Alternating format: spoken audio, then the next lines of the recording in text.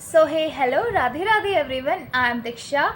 Today we're gonna start with a new topic which is pedigree analysis. आज अपन pedigree analysis पढ़ेंगे. इससे पहले अपन Mendelian disorders and chromosomal disorder complete कर चुके हैं. आज अपन जेनेटिक का एक और टॉपिक है जो पेडिग्री एनालिसिस है वो करेंगे आज. ओके सो अगर अपन पेडिग्री एनालिसिस के बारे में देखें ना, ये क्या होता है, ये एक डायग्रामेटिक रिकॉर्ड होता है फैमिलीज़ का कि कौन सा ट्रेट कौन सी प्रोजेनी से ट्रांसफ़र हुआ है. ठीक है, देखो, it is the diagrammatic record of inheritance of a particular trait और अ ट्रेट इन 2 और मोर जनरेशन इन अ फैमिली. मतलब कि एक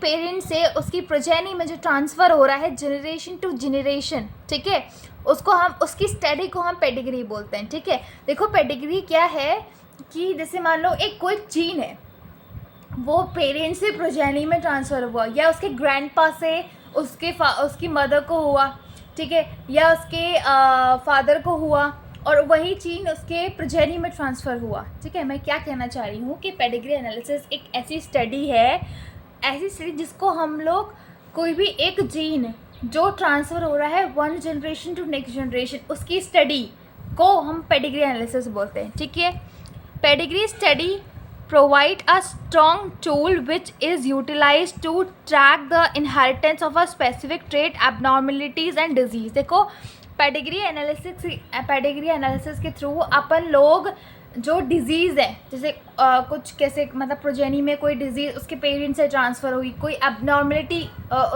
उसमें ट्रांसफ़र हो रही है. ठीक है, जैसे फॉर एग्जांपल डायबिटीज़ क्या होता है, कुछ की पेरेंटल जेनेटिक होती है डायबिटीज़. ठीक है, डायबिटीज़ कुछ में जेनेटिक होती है, तो उसके पेरेंट्स को या उसके ग्रैंड पेरेंट्स को वो होगी तो उसकी प्रोजेनी में कभी कभी दिख जाती है. ठीक है, उसकी स्टडी को, उसके चार्ट जो बनता है उसको हम बोलते हैं पेडिग्री. ठीक है, देखो अपना पेडिग्री एनालिसिस को पढ़ने के लिए अपन के पास कुछ चीज़ें हैं. ठीक है, कि कैसा क्या होता है.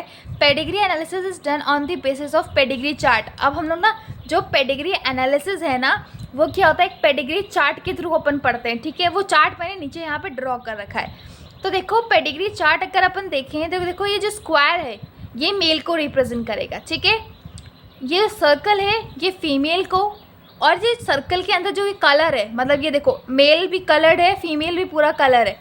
तो ये मेल एंड फीमेल जो होता है, ये जो इंडिविजुअल है ये अफेक्टेड शो होता है. ठीक है, male and female individual show trait, मतलब ये क्या होता है, इसको कोई ना कोई बीमारी है.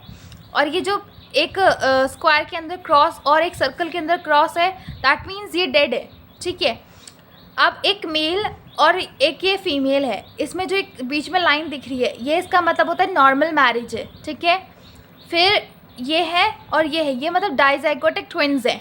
ठीक है, ये सिम्टम है ट्विन्स का, ये सिम्टम है मैरिज का, नॉर्मल मैरिज, ये मेल का, ये फीमेल का.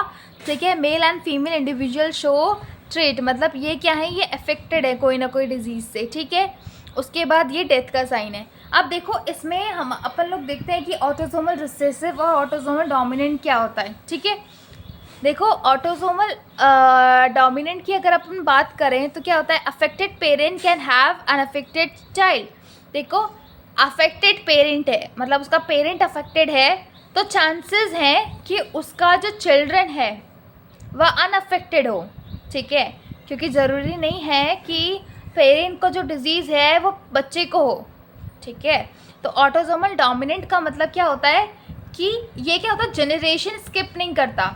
जैसे फॉर एग्जांपल अगर उसके फादर को कोई डिज़ीज़ है, अगर उसकी प्रोजेनी में वो डिज़ीज़ ट्रांसफ़र होने वाली होगी तो वो हो जाएगी. ठीक है, वो जनरेशन स्किप नहीं करता.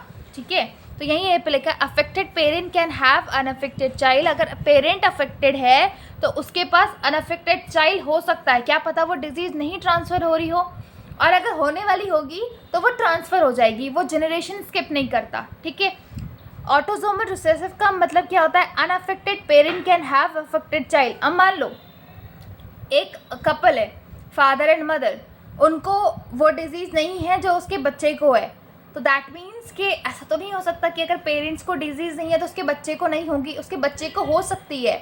कैसे, उसके ग्रैंड पेरेंट को वो डिज़ीज़ हो, क्या पता उसके नानी नाना या उसके दादा दादी को वो डिज़ीज़ हो. ठीक है। तो देखो ऑटोसोमल रिसेसिव का मतलब क्या होता है कि स्किप करता है जनरेशन, ठीक है। मतलब कि फॉर एग्जाम्पल एक उसके ग्रैंड पेरेंट्स हैं और उसके पेरेंट्स हैं, फिर वो है, ठीक है। तो मान लो उसके पेरेंट्स को नहीं है वो डिजीज़, बट उसके ग्रैंड पेरेंट को है, तो वो प्रोजेनी में ट्रांसफ़र हो जाती है, ठीक है। तो ऑटोसोमल डोमिनेंट का मतलब क्या होता है, affected parent can have unaffected childrens. अगर अफेक्टेड पेरेंट हैं तो उनके पास अनअफेक्टेड चिल्ड्रन हो सकते हैं। ये जो क्या होता है जनरेशन स्किप नहीं करता। बट ऑटोसोमल रिसेसिव क्या होता है, अनअफेक्टेड पेरेंट के पास अफेक्टेड चिल्ड्रन हो सकता है। क्यों? क्योंकि क्या पता वो डिजीज़ उसके ग्रैंड पेरेंट्स से उसके अंदर आ रही हो, ठीक है। ये जनरेशन भी स्किप करता है। और ये चीज़ अपन ने ऑलरेडी पढ़ चुकी है, sickle cell anaemia, phenylketonuria, thalassaemia, ये सारे क्या होता है ना सेक्स लिंक और ऑटोसोमल रिसेसिव डिजीज़ है। ये तीनों ऑटोसोमल रिसेसिव है ना, sickle cell anaemia, phenylketonuria, thalassaemia, ये जो तीनों के तीनों क्या है, ये ऑटोसोमल रिसेसिव डिजीज़ है।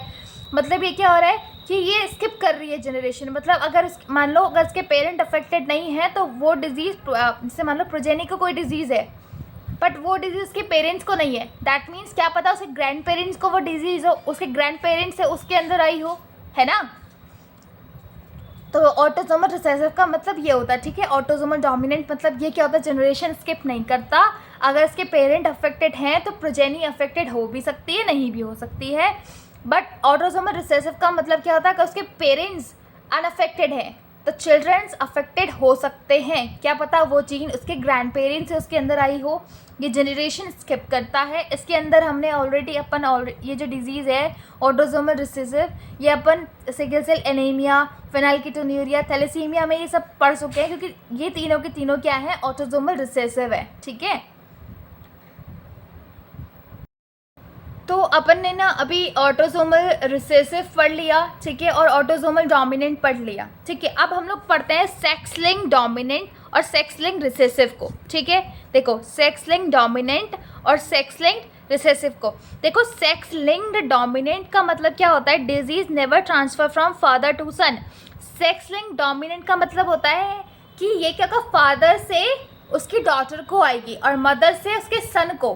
फादर से सन को नहीं आएगी, मैंने क्या बोला, बेटे से नहीं, पापा से बेटे को नहीं आएगी, ठीक है। मदर से बेटी को नहीं जाएगी, बट मदर से उसके बेटे को चले जाएगी और फादर से उसकी बेटी को चले जाएगी, ठीक है। समझ रहे हैं आप, मैंने क्या बोला, disease never transfer from father to son, ठीक है, बट फादर टू डॉटर चले जाती है ये, ठीक है। डजेंट स्किप जनरेशन, अब ये जनरेशन भी स्किप नहीं करता। मतलब अगर फादर अफेक्टेड है तो उसकी डॉटर अफेक्टेड हो सकती है, क्योंकि ये डोमिनेंट है।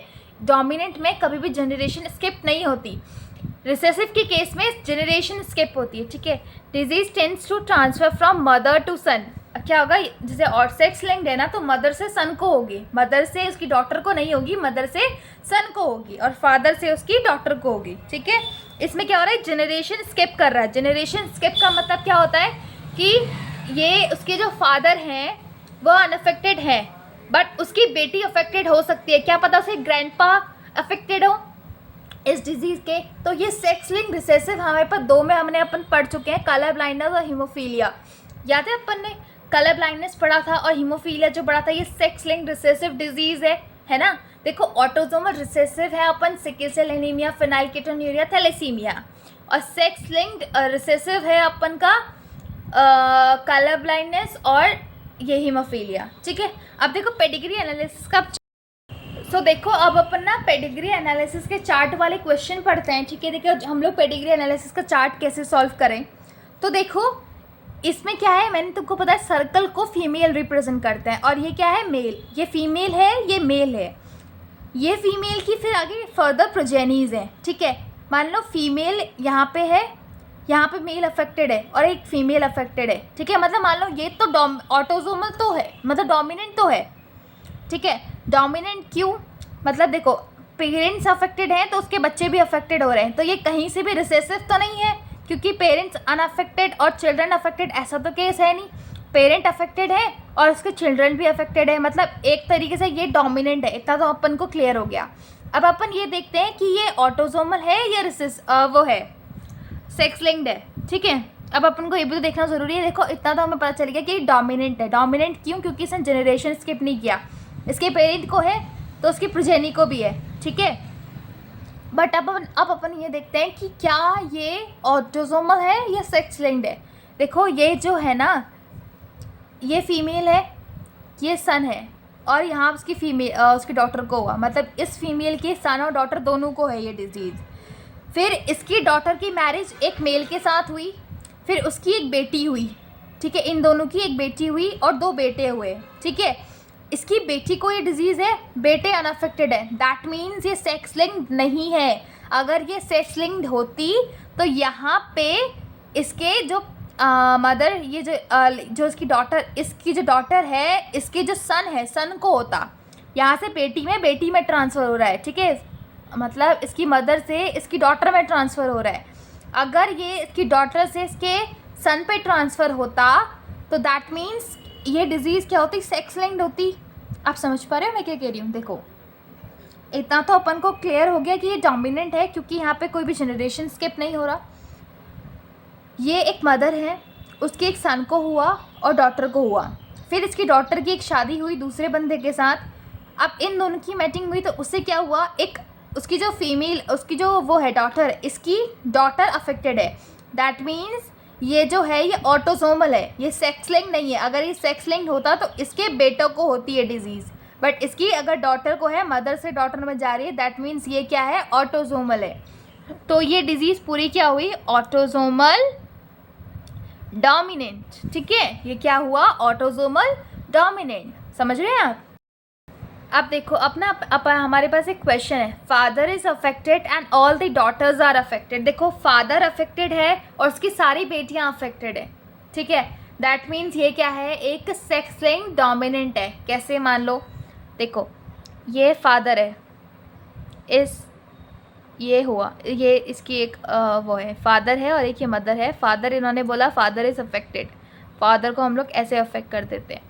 फिर इन दोनों की शादी हुई जिससे इसकी प्रोजेनीज आई, ठीक है, इसकी प्रोजेनी में जो इसकी ऑल डॉटर्स आर अफेक्टेड, इसकी जितनी भी डॉटर है, मान लो मैंने 2 डॉटर बना ली तो उसकी दोनों डॉटर अफेक्टेड है और एक सन बना लेते हैं। इसका सन अनअफेक्टेड है और उसकी डॉटर अफेक्टेड है, मतलब देखो जनरेशन तो स्किप नहीं हो रहा, दैट मीन्स ये डोमिनेंट है और सेक्स लिंक्ड है। क्यों, क्योंकि फादर से बेटी को आ रही है, तो ये सेक्स लिंक्ड है। तो ये डिजीज़ क्या हुई, सेक्स लिंक्ड डोमिनेंट, ठीक है।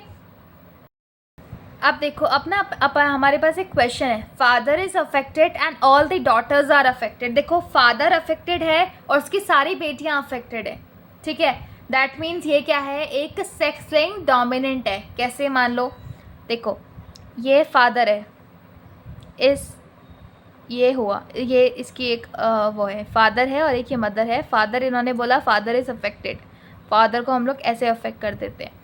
फिर इन दोनों की शादी हुई जिससे इसकी प्रोजेनीज आई, ठीक है, इसकी प्रोजेनी में जो इसकी ऑल डॉटर्स आर अफेक्टेड, इसकी जितनी भी डॉटर है, मान लो मैंने 2 डॉटर बना ली तो उसकी दोनों डॉटर अफेक्टेड है और एक सन बना लेते हैं। इसका सन अनअफेक्टेड है और उसकी डॉटर अफेक्टेड है, मतलब देखो जनरेशन तो स्किप नहीं हो रहा, दैट मीन्स ये डोमिनेंट है और सेक्स लिंक्ड है। क्यों, क्योंकि फादर से बेटी को आ रही है, तो ये सेक्स लिंक्ड है। तो ये डिजीज़ क्या हुई, सेक्स लिंक्ड डोमिनेंट, ठीक है। अब देखो अपन सेकंड क्वेश्चन देखते हैं, इसमें क्या है, mother is affected and all the son are affected. Mother affected है, देखो मदर अफेक्टेड है और जितने भी बेटे हैं उसके, मान लो 3 बेटे हैं, all the son are affected, मतलब सन भी अफेक्टेड है, सारे सन क्या है, अफेक्टेड है। दैट मीन्स देखो ये सबसे पहले डोमिनेंट है क्योंकि स्किप नहीं हो रही है जनरेशन, और मदर से सन को आ रही है, दैट मीन्स ये क्या है, सेक्स लिंक्ड है, ठीक है, समझे आप। So this is all about our pedigree analysis. I hope कि आपको पेडिग्री एनालिसिस क्लियर हुआ होगा। अगर कोई भी डाउट या कन्फ्यूजन है आप कमेंट कर दीजिए, मैं उसको क्लैरिफाई करने का ट्राई करूँगी। So thank you so much, Radhe Radhe.